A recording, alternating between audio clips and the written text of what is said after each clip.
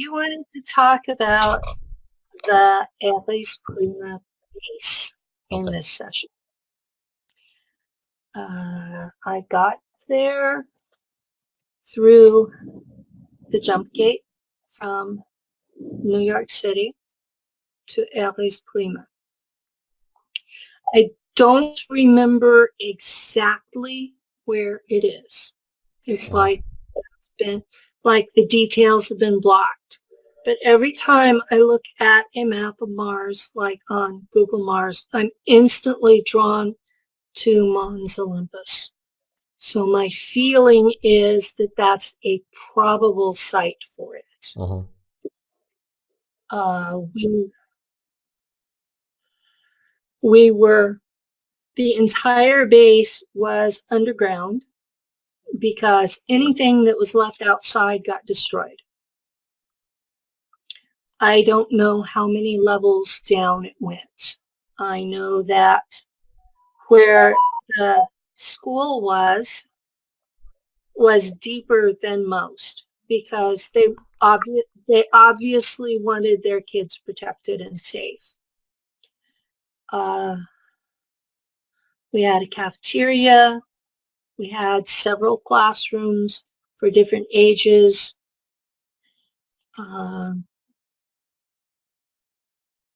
Most of the German kids lived with their parents. hmm The kids who were not German, who were basically already enlisted in the militia, were in barracks, and they were not separated by gender, any of them. And there were 12 kids per barracks room. We were assigned there by the batches where we came from Earth. Which is kind of funny because they later told us that Earth didn't exist. So I'm sure the people at the base knew Earth existed. They just didn't tell us.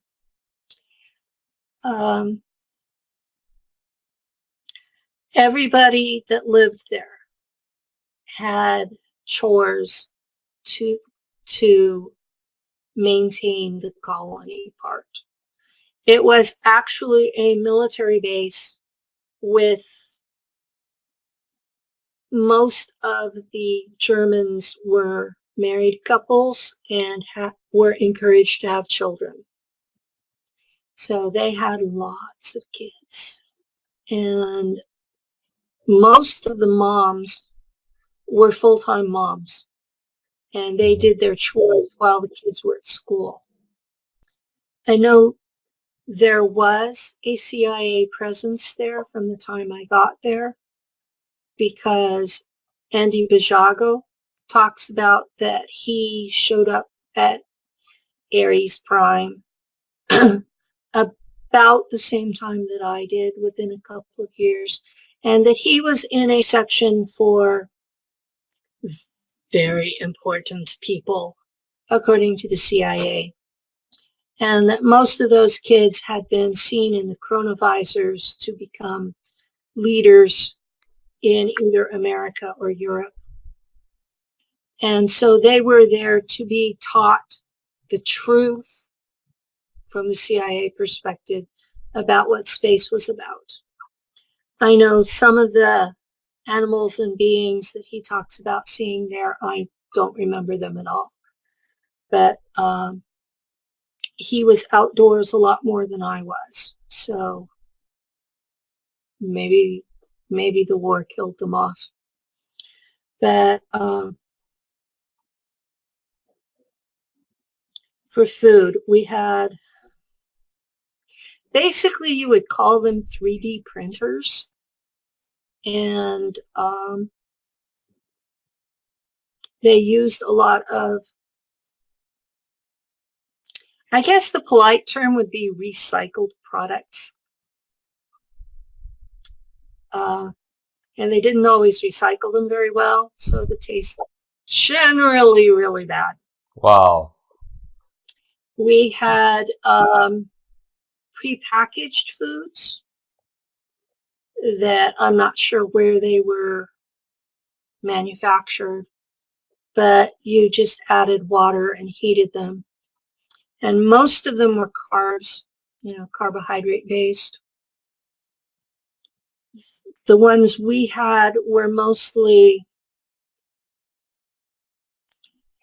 dehydrated imitations of German food. For example, like what? Schnitzel, sausages. Sausages with potatoes were a real popular item. Oatmeal,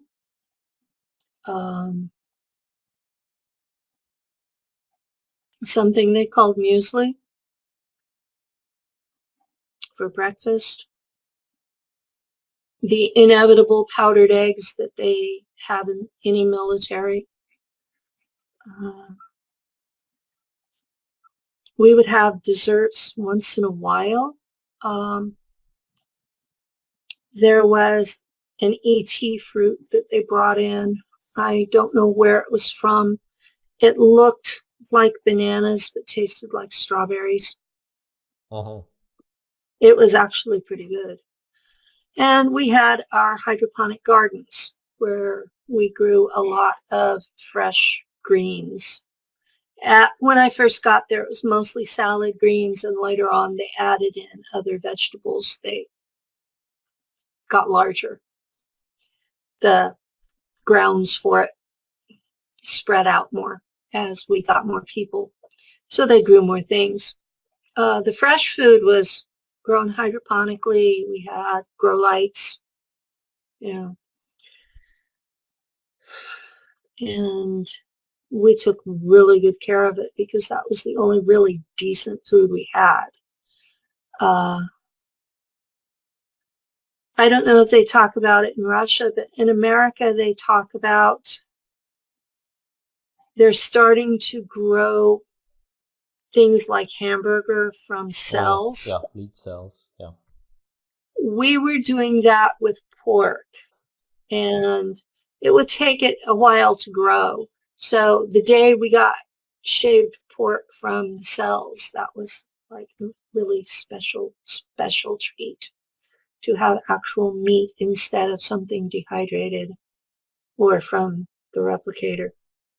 How often would you have meat, for example, this artificially grown meat? About twice a month. Okay. I'm pretty sure that the soldiers had it about once a week. Okay. But the rest of us got it twice a month. They considered it to be like an iron supplement that we required. Right. So I don't know why they chose pork instead of beef, unless it's something about the German cuisine. But we didn't have dairy at all, so there was no milk. Cheeses came, but they were in the prepackaged stuff. I will say that their macaroni and cheese was excellent. If you put the right amount of water in and cooked it exactly the right length of time in the microwave, it came out like baked Italian macaroni and cheese, the good stuff. So that was prepackaged, and the rest was 3D printed. Did you guys come to a vending machine, or in the cafeteria were there like slots for different foods, or how did that work? How did you get your food personally? You went through a line, and there would be a person. I don't. Sometimes they were slaves, and sometimes they were not. The German culture did have slaves doing a lot of what they considered manual work. I did not see any mistreated unless they were trying to rebel. But they did have a collar, a shock collar, so that if they rebelled, they would be punished.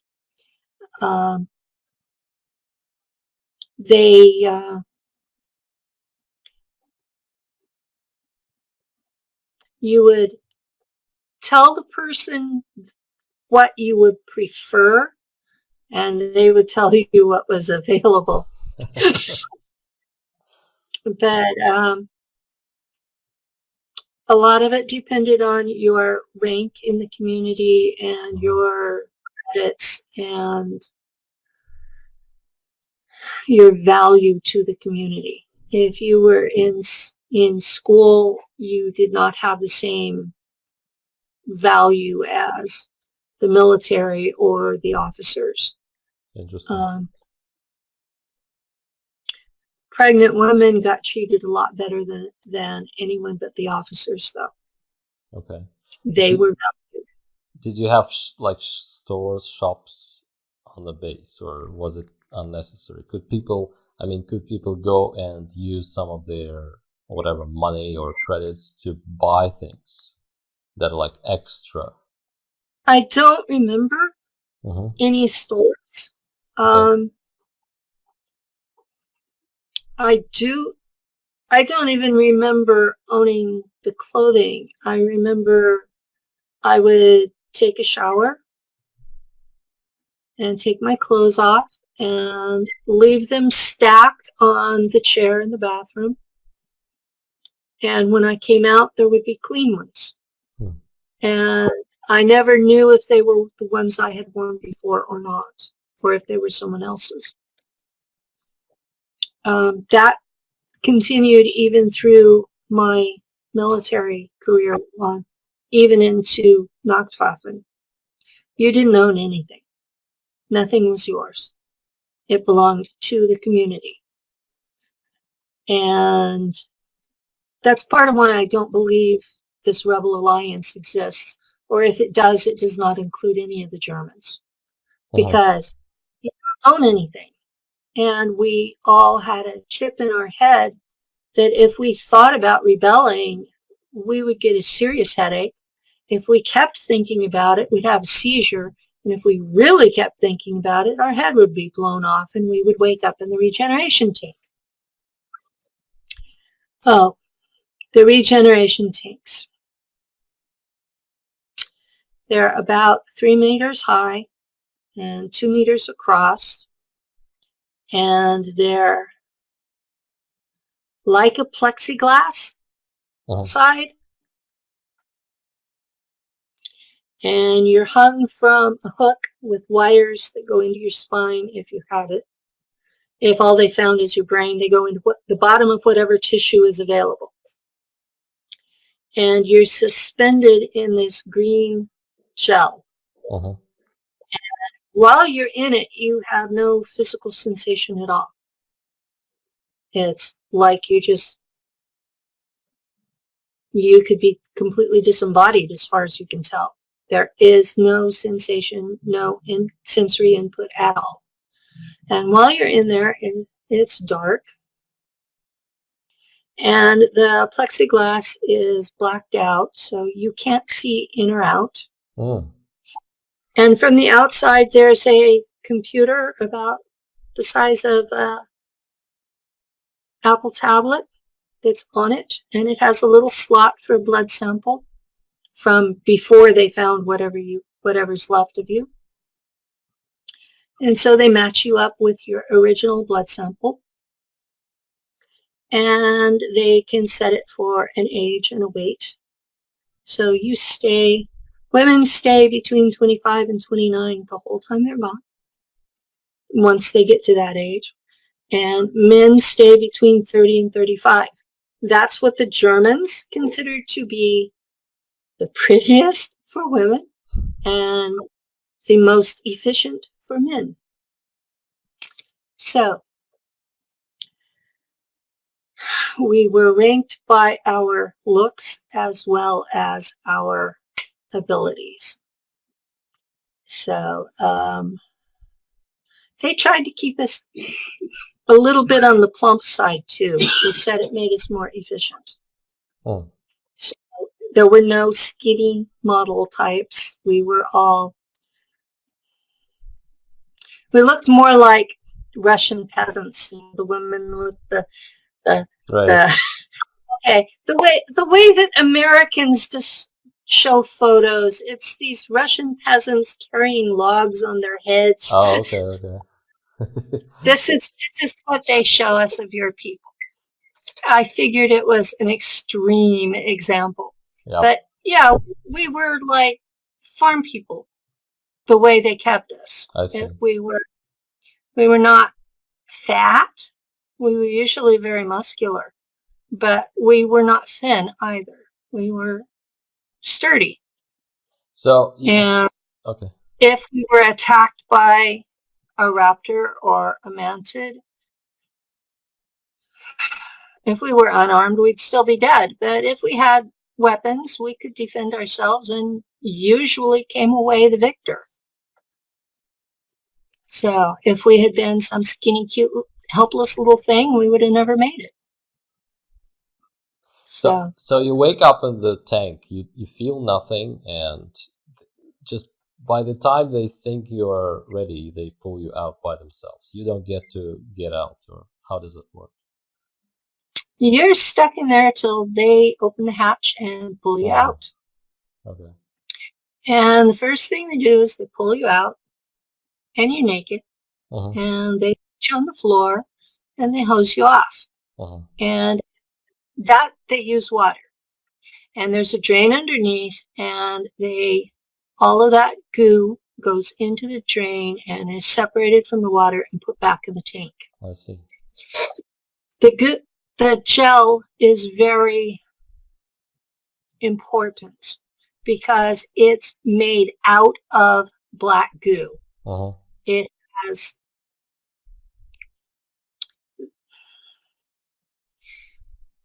the Germans lease these from the Mantid Empire. Not the same people as the Mantids we were fighting on Mars. Those were a different race. But they leased them from the Mantid Empire, and I understand that the gel is really expensive to replace. So they recycle it as much as they can.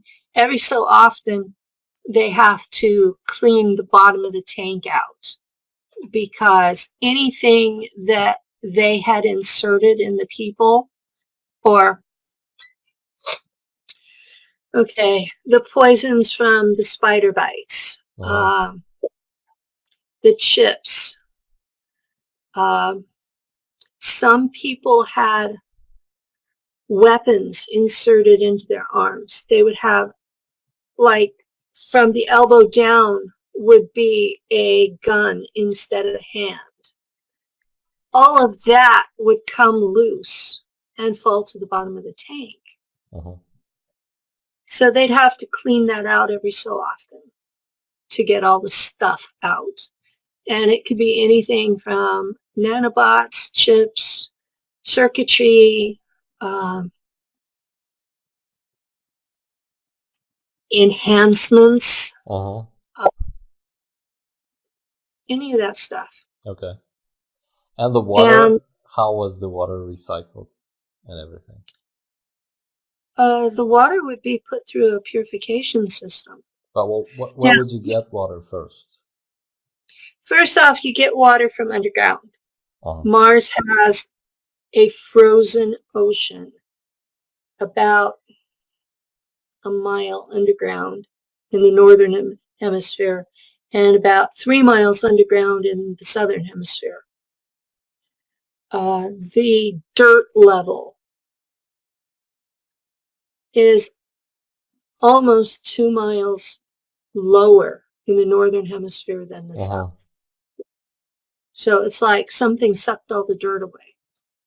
And there were competing stories from ETs about what happened. Just put it that way. Every ET race out there has their own story to tell, and they are the hero of it. It's like listening to Vikings. Sure. Seriously. So they each tell the story, and it's different from everybody. So you're sitting there going, this didn't match up with that at all. Are you guys telling the same story, the same events? And they get real mad when I'd ask them that. So you Yes. got to where you just listened, filed it, said, okay, we have this here, this story here, this story here, this story here. You know, the only points that, okay, I have heard the history of the Milky Way galaxy from 4 separate races. The only points they have in common are that Earth humans, as we are now, were created from Homo erectus by the addition of ET DNA. That's it. That's the only points they have in common. So, you know, when you start listening to these guys, you go, alrighty, they think they're making perfect sense. Okay, back to where we were. Okay, about the Where water. does the water Yeah, come? did you have pumps? The water, Yeah. the water comes from these frozen Uh-huh. oceans. And when it froze, all the salt went to the bottom. Oh, okay. So as you chip away at the ice, you've got fresh drinking water. Uh-huh. But it's fossil water. Once it's all gone, it's gone. So we've been very protective of it. You can't just go and mine it without permission from high command. And that was something I think the Draco insisted on, because they tend to protect the resources of the worlds they own. Okay. Humans don't do that. But when we do take the water, it's recycled and purified and cleaned, and all the stuff we did to it is taken out of it. Now, you need to know showers and things like that are not with water. They're with sound. You are actually bathed with sound instead of water. You don't use soap because you can't dissolve it in sound. But it strips all the excess oils off your skin and takes off the sweat and the dirt and everything. It does an excellent job. How does it look? And the toilet. The shower. What does it look like? If you don't have, you don't need the drain and the tap, right? The shower head, whatever. What do you go into, and how long does it take to shower?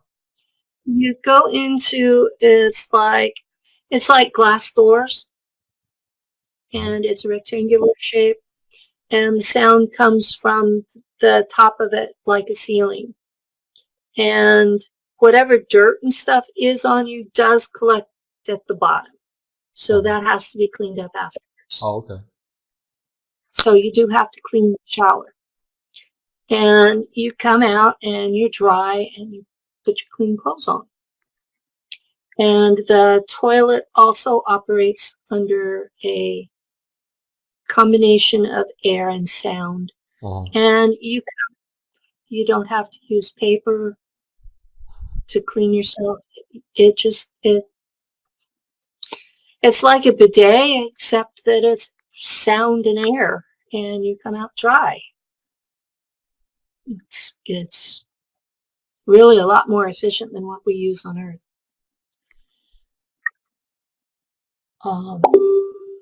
And they recycle everything. Everything gets recycled. So most of the human waste can't be used in the hydroponic gardens or even where they attempted to grow stuff up above ground. They did try that. I remember being out there with kids doing plows, like Earth style. We didn't have animals to draw it, so the kids did, because this was it seems to me it was an agriculture class, probably about 12, 13 years old. And so we had our field above ground that we were supposed to grow things.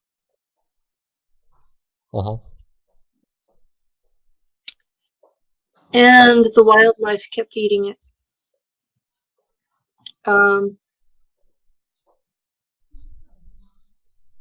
We were never sure exactly what it was that was eating it, because there's a lot of things out there. Lots of reptiles. Most of them are lizards or snakes, little guys up to about 3-4 feet long. So roughly a meter in length, give or take a little. And they would be out there, and most of them are carnivorous and will eat each other before they would eat a plant, because a lot of the plants died whenever that atmosphere was taken. But they would still come taste it. Okay. I don't know about the deer in your country, but the deer where I live, the baby ones will taste everything. Okay. Even poisonous. And that was what these guys were acting like, was like, we've never seen this before. Let's see if it's edible. The humans are growing it. It must be edible. Okay. So they would get to the point where that they were leafing out and starting to look pretty decent, and they would suddenly be eaten. And we suspected that it was the reptiles, because there were so many of them. But there is a burrowing animal, a mammal, that looks a lot like a capybara. Okay. For the audience, even the Americans don't always know what a capybara is. It's like a half-meter long guinea pig with legs. Right. Except in these cases, the legs were for burrowing, so they were thicker, and they had burrowing claws, and their eyes didn't open as much. And they were herbivores. So they probably, looking back on it, they were probably our culprit. Because they tended to, you'd go along and see a bush just go underground. Mars, where I was, had an assortment of small bushes, shrubs, wildflowers after it rained. Some really tough grasses. Most of the plants were really tough because it gets so cold at night. We're talking the temperature range of the Arctic every night, even in summer. It might get up into temperate temperatures in the daytime in summer, but as soon as that sun is down, it gets cold fast. So all of the plants there were adapted to that sudden everyday shock of getting cold. And they were thick and had their water would suck from the outer leaves into the stems so that they wouldn't freeze during the night. They had some really adaptive kinds of behaviors. And most of the animals either burrowed or lived in caves.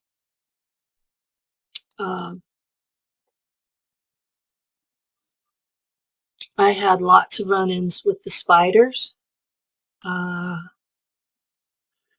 The native mantids kept them as pets and had telepathic links. So I would be sent to pick up a mantid for interrogation for intel, and I'd almost always be eaten by a spider and wake up in a regen tank. Once a mantid actually got me, interrogated me, and because it was just one-on-one, and at that point I was pretty much helpless, it let me go. But it made it clear that she thought I was a demon from their perspective because I was working with the Germans. Okay, back to the base. Back to the base. Okay. The power. How was the base powered? The base was powered through 0-point energy. Mm-hmm. They literally took it out of the spin of the planet. Mm-hmm. It was an angular momentum machine. And I can't go into more details than that because I don't remember. I'm doing good to remember the names because a lot of that was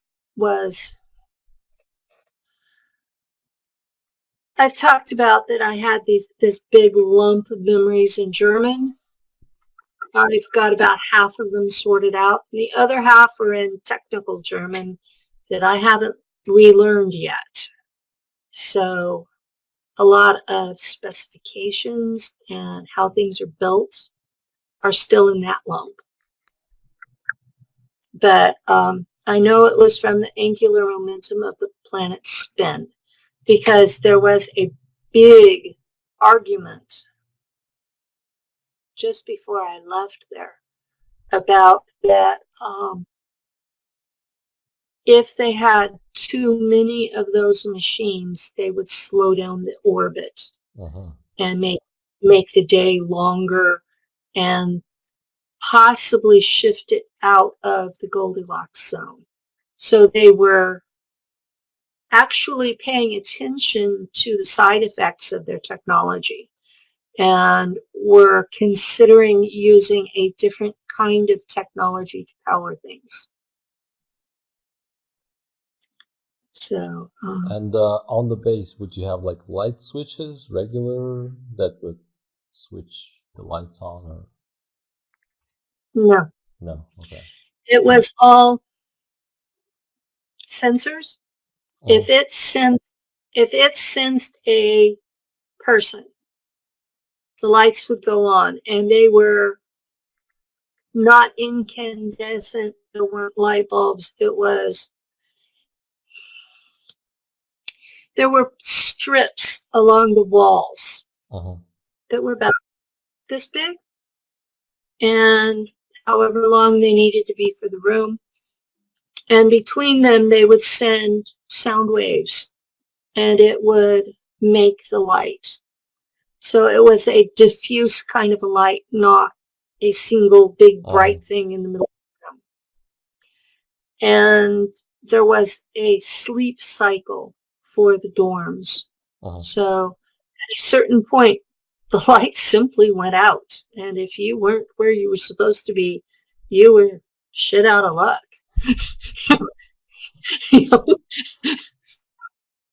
So God help you if you had to go to the bathroom in the middle of the night. So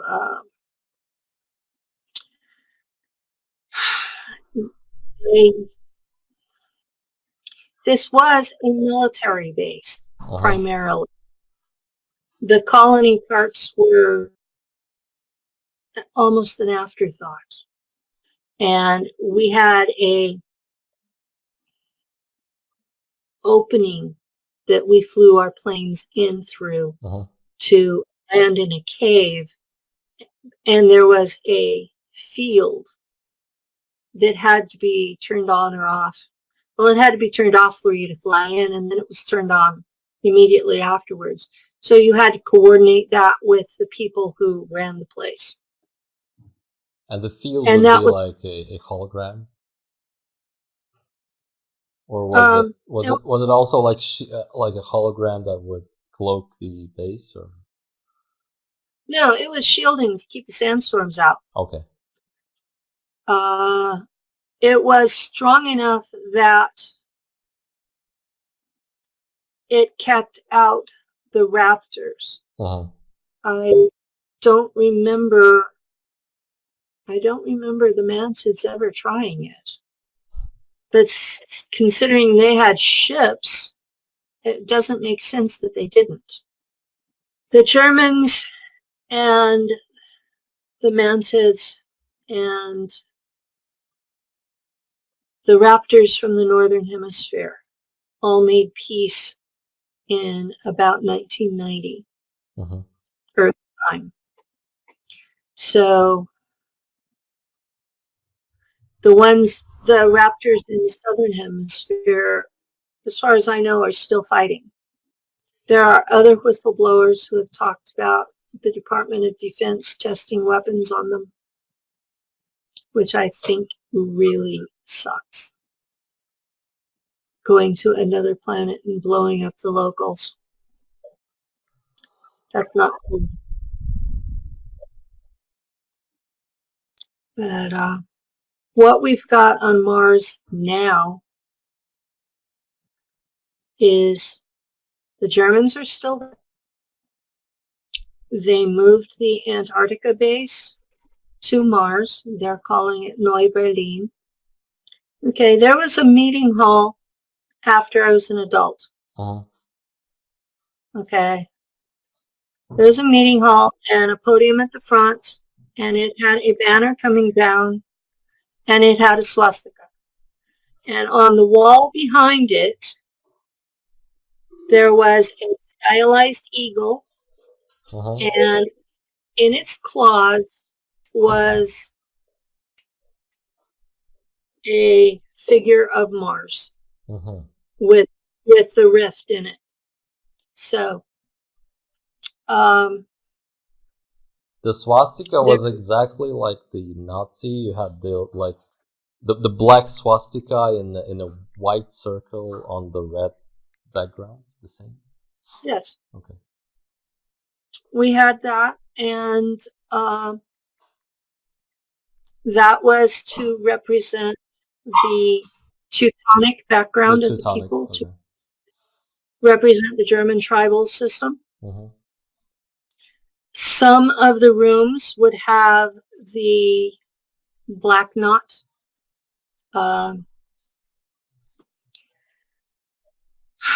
The 3 rings that represent the black sun. The rooms would have that on the wall, usually in a place of honor, because it represented the central black hole of the galaxy, and the lines and circles represented the portal system that the builder race had left behind. Okay. So that's what the black sun is. The black sun is the central black hole in the middle of the galaxy. And those those zigzag shaped things coming out are the portals. Are the portals. Okay. And they have rows because you don't go directly from the sun to the rim of the galaxy. You have to zigzag through different stars to get somewhere. So what is the central, just briefly, what is the central idea? Like,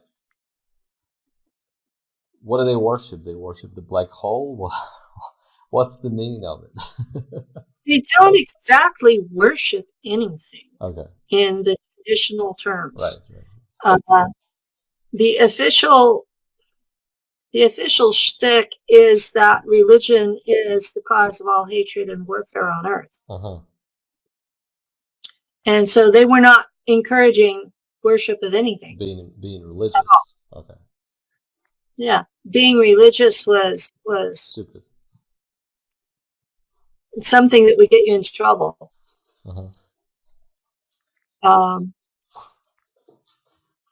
There were psi abilities that were part of being Black Sun. The initiation into Black Sun was they passed the cauldron around, you know. We're back to Black Goo. Yeah, with black goo in it. Right. And I mean, you asked about the ceremony. This was the initiation into the Black Sun. Sure. Was they passed this golden cauldron around the room, and everybody drank from it. And if it was your first time, you drank a lot of it. Okay. And you were immediately changed. The black goo took you over, made you lots smarter, took away all of your emotions, took away your humanity. So you were, whatever psi abilities you had were enhanced. So you could, you could do things that, I mean, you've seen Star Wars, right? Darth Vader would have been one of us. Okay. That we could do all sorts of things, and it was because of the black goo. It would take whatever abilities you had and enhance them.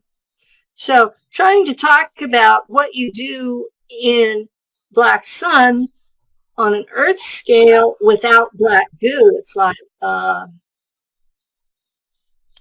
don't know how to describe it. Okay. Because it's, and that was the faith of the officer class. So you had all of these people with no humanity left, and they were running the military.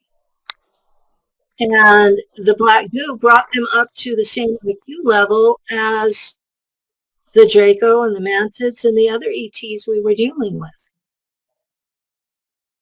And the enlisted men were not even invited. They were still completely human. So it was a 2-tier system. We had a sign where the jump gate opened up, and it said, Willkommen ins Erklima. Okay. And then after the CIA took over their half, we added a strip that said, Welcome to Airy Run. I see. But yeah, it was completely in German until the CIA took over half the rent. And then it was the 2 languages. And I was never in the English speaking part. Okay. So I have no idea what they had. But I do know that over time, the food printers got better. Oh, okay. I'm not sure what they did to them, but things got better over time. Well, when I first got there, there wasn't much of one. I didn't get a glass pad at all until I was around 14. So 14, 15. So that would have been around 1970. At that point, it was mostly just documents that had been scanned in, and they were mostly in German. And there were a few that were in English and shared with the CIA. And I don't remember any in Russian until Steve ended up working on it. And that was his baby. He was a year older than I was, and in my group. So we had shared the barracks for this whole 10 years. We had been at Langley together, two doors apart. So we had spent all of our memory together. And suddenly I was a pilot and he was in charge of the MarsNet. Okay. And he was told he had to translate everything. I visited him in his cubicle and he had stacks of things that if he had on them for 50 years, he still wouldn't have gotten to the bottom. And he was supposed to translate everything into English, German, and Russian and upload it and put it into classification, because you could only have access to stuff related to your job. Okay. Didn't have access to everything. It wasn't like the American internet today, where that you could just go and surf. You only had access to what you needed for your job. Okay. And there was a bootleg section that we would get in trouble if we got caught. But it was music and movies. And sometimes the commanding officer would play the music. All right.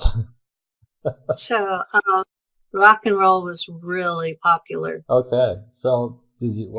We were not supposed to listen to it because it was decadent. Decadent, right? Exactly. So we got to the interesting point. The music. Did you have like old style 20th century German music, I suppose, or was there like a heavy emphasis on like Wagner and others? How was the music? Wagner is actually considered to be too violent. Okay, yeah, that's right. The theme song for Officer Training School was Holst's Jupiter. And there is a song set to that music in Britain that we were singing a German version of it. Oh, okay. And that was every day you sang that. There would be a set time of day every day, sometimes every shift, so that everyone on the ship, they used Holst's Mars. I suppose that's a German composer, right? Holst is, yeah. Holst, yeah. They used a lot of 19th century and early 20th century composers. And they weren't all Germans. Some were, they liked Debussy, they liked Tchaikovsky. So there was a lot of variation, and we mostly heard classical music, but once in a while the CO would decide to play this bootleg rock and roll. What did he play? And do you remember? My commander liked the Rolling Stones. Okay.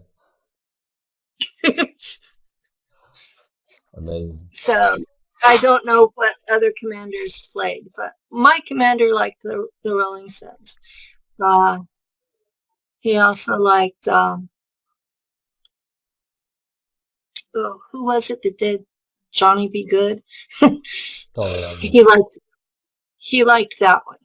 So Earth was supposed to be gone, and that music is from the 70s, but they wouldn't tell you where it's from. It's like just music, right? It's just music. Oh, one of our colonies came up with this. Oh, really? Yeah. They actually went that far to lie. Okay. We knew that there were other colonies, and some of them actually were colonies instead of bases, because we knew they had gone back in time and rescued all of these Germans who had died in the plagues. That's part of why you're not finding bodies of plague victims, is because the Germans went back in time and got them, put them in the regen tank, brought them back to life, cured him of the disease, brought him up to peasant standards, put him in the colonies, where the first generations of them had a lot of cultural issues, a lot of freaking out because things were so different. But their kids picked up on it like, these are smart people. How did you find out about this? I mean, the 400-year colonies and stuff, because after I left Mars, I was a navigator. I used to fly ships to these colonies. Oh, okay. I mean, look at what Tony Rodriguez talks about Ceres, that when he got there in the 1980s, those were old cities. That they had copied a city in Europe as their colony, including the stadium, but that they had been there long enough that like the metal on the bridges was rusty. Right. I thought that would be something from the 50s and 60s, roughly. No. Okay. No, it takes longer than that for iron to rust. That's right. If it's in perfect use. So, that was him talking about that was my verification that my memory was correct. Oh my God. That we had actually time traveled. We had time traveled, gone back and set up these colonies in the past. Now, when you are the navigator, you are stepping into another dimension. And we generally call it hyperspace. Okay, it's the same place that mystics are calling the astral. Now, when you step into hyperspace, you are no longer in time or 3D space. You can step back anywhere you want. It just takes a while to get there. So you can go forward in time. You can go backwards in time. So if you're going backwards in time, 400 years, and picking up these people so you can start a colony, how hard is it to go backwards in time 400 years to start the colony? Another world.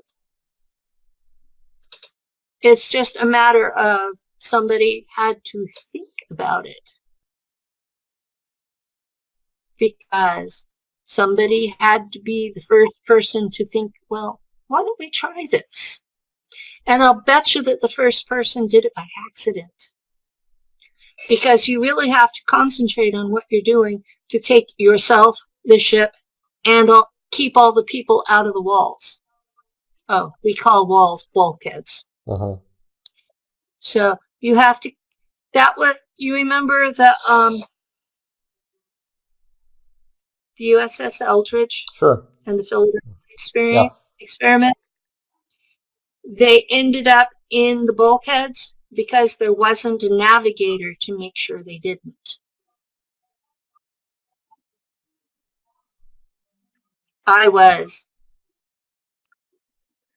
The machine by itself cannot do it all. It will just treat everything like it's inanimate.